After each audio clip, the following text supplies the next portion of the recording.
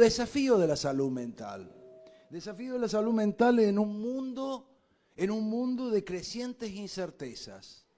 Ese es el tema. Desafío de la salud mental en un mundo de crecientes incertezas. Tenemos incertezas económicas, tenemos incertezas ecológicas, tenemos incertezas geopolíticas, tenemos incertezas del orden existencial, tenemos incertezas por epidemias como la del COVID, que desgraciadamente frente a la incerteza que nos causó el COVID, porque no sabíamos si mañana no nos moríamos, se le respondió con la certeza del odio. No es casual tanto odio sembrado en el mundo y en Argentina en particular. Se le encaró al virus del COVID, se le atacó con el virus del odio porque es un virus y hasta una epidemia. Estamos en riesgo de epidemia de odio, de violencia quiero decir. Vivimos en un mundo de crecientes incertezas epidémicas, guerras varias e inclusive a puertas de una amenaza de una guerra nuclear. ¿Cómo se vive eso? ¿Cómo se vive? Supimos por Pink Floyd, por Led Zeppelin, cómo vivían los ingleses viendo pasar cuando iban al colegio y veían las ojivas nucleares que apuntaban al llamado mundo soviético, sabiendo que del otro lado también lo estaban apuntando. Bien,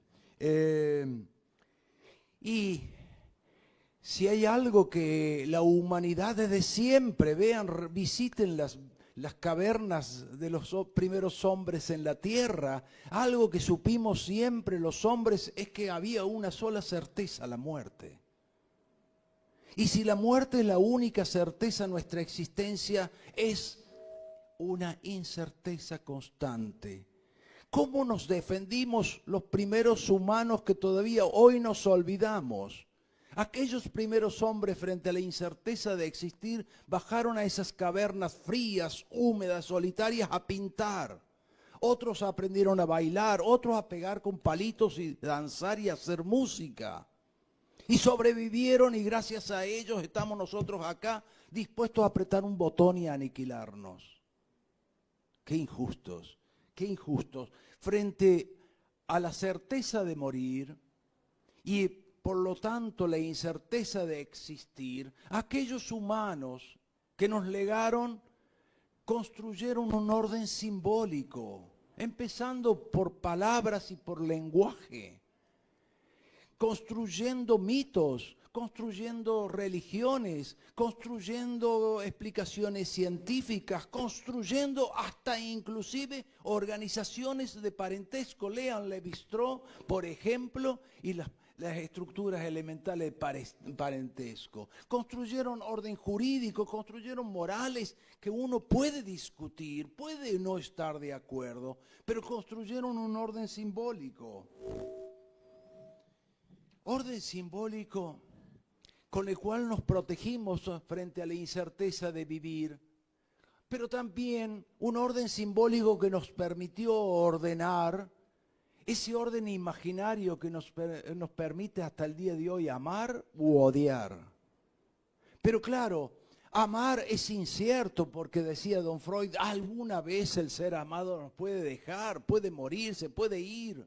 El amor es incierto, aunque hay que apostar a eso. Pero claro, a diferencia del amor, el odio es certero. El odio es certero, pero el orden simbólico que había construido la humanidad nos había ordenado lo imaginario. La ley de prohibición del incesto, esa que tanto estudió Lévi-Strauss con sus mitológicas como que citaba Freud. No es que uno se podía enamorar de cualquiera, nos organizaba el orden simbólico, el amor, pero también nos organizaba el odio. ¿Cuántas veces nos dijeron cuando éramos chicos, no podés hacer eso, tu compañerito, está prohibido? Había, no sé, lo dije en pasado, hay una ley, doctor, usted que es abogado, hay una ley en todos los órdenes, penal, civil, etcétera, etcétera, que ponía un límite al odio. Y el odio obviamente es violencia. Claro que la violencia tiene distintos grados. Está la violencia verbal, está la violencia gestual, está la violencia física, como puede ser lesionar a alguien e inclusive llevarla al extremo de matar.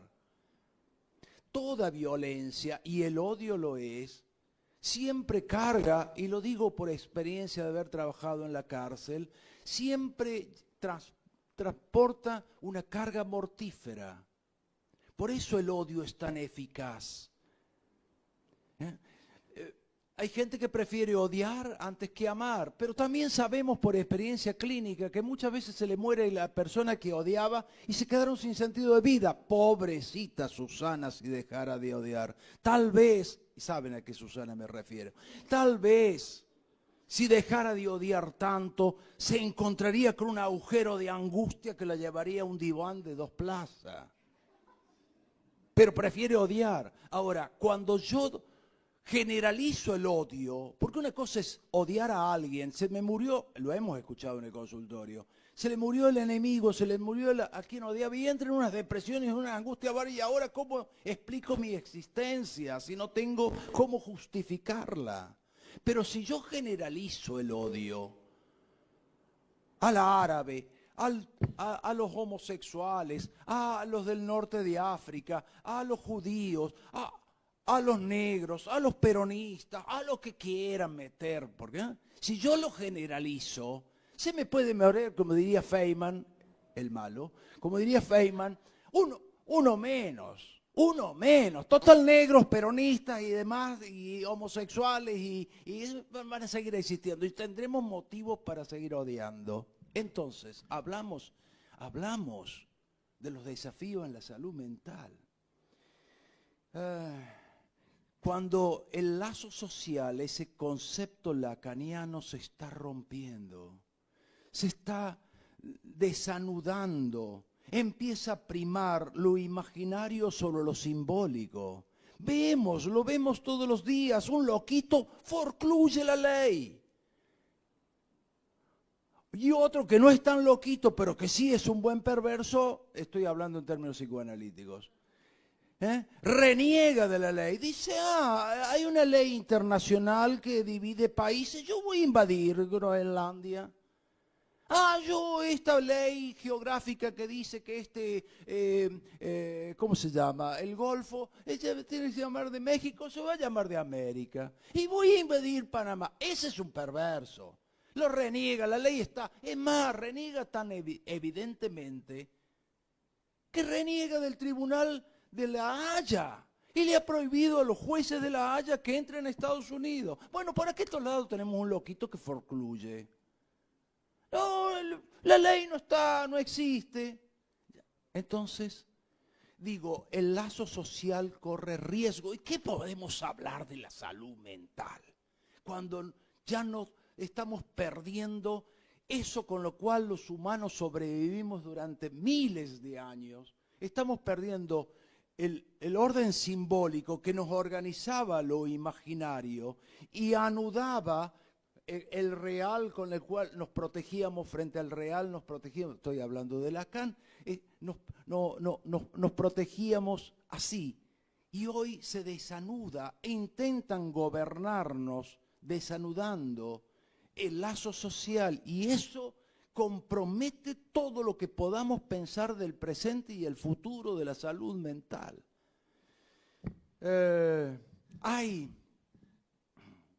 Perdón, no quiero ser tan largo como recién, pero bueno, hay un desanudamiento de lo imaginario y una potencialidad de gobernarnos de lo imaginario. Vemos insultos todos los días y personalizados.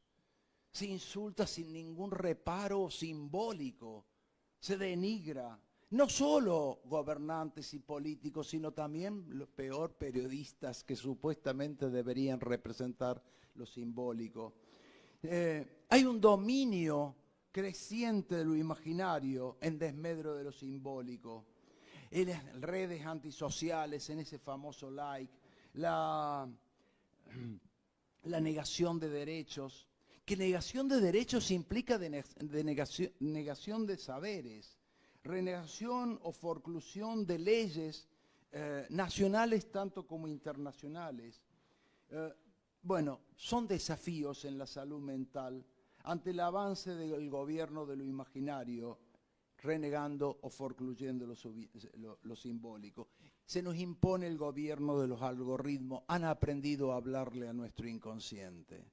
Uno anda buscando una heladera y después le suman un montón de mensajes de cuántas heladeras se venden por todos lados. Es el gobierno de la violencia, del odio y, diría Freud, del crecimiento de la pulsión de muerte. Es el gobierno de las certezas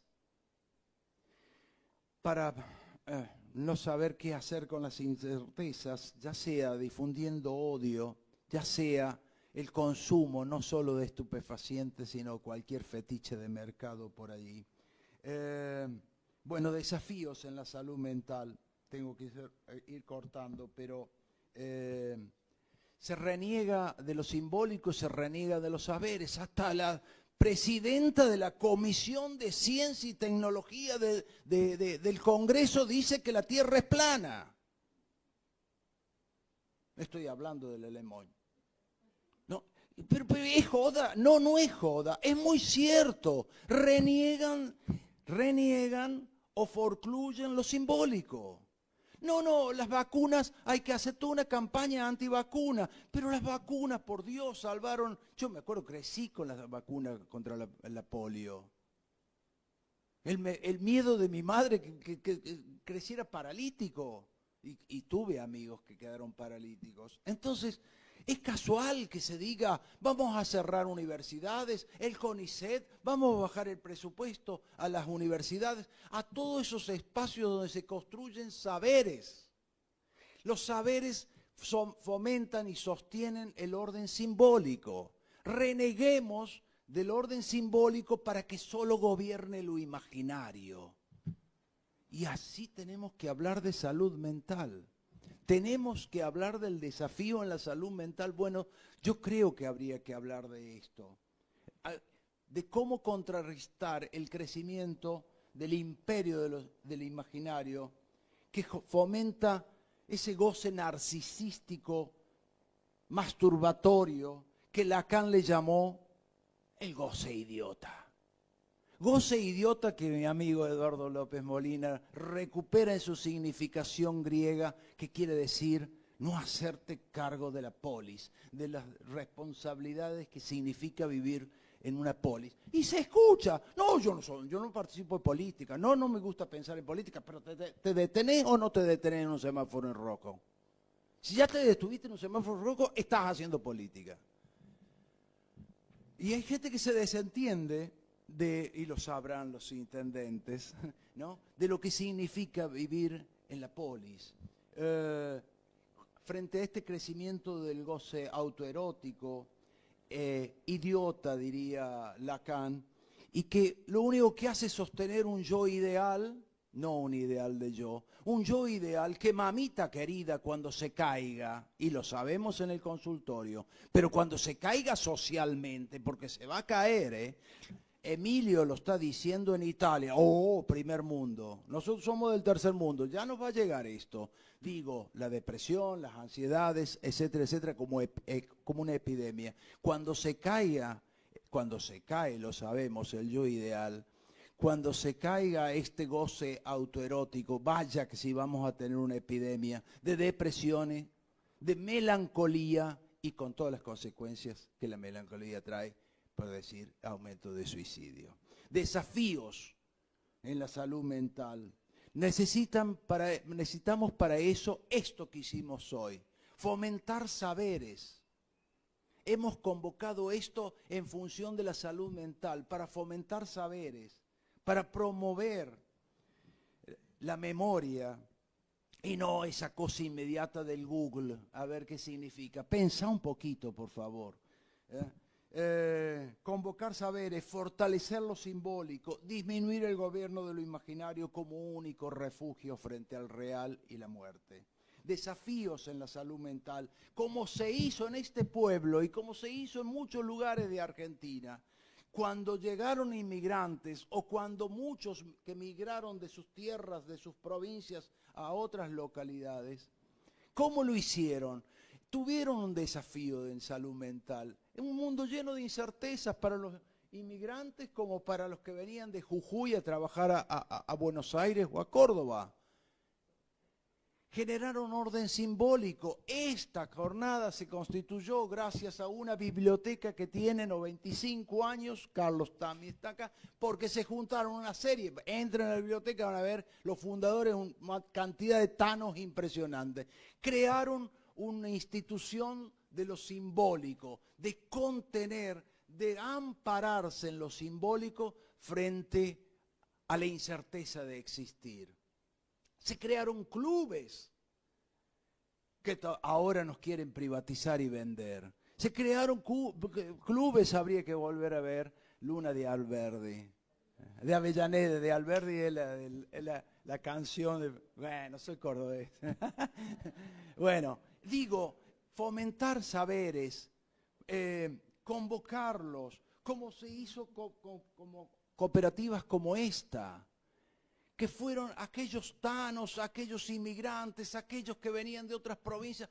Che, protegémonos en lo simbólico frente a la incerteza de existir. Se crearon hospitales de colectividades, siro-libanesa, española, italiana, alemana, francesa, etcétera, etcétera.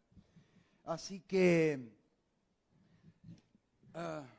debemos seguir persistiendo para que ojalá podamos aprender de aquellos que nos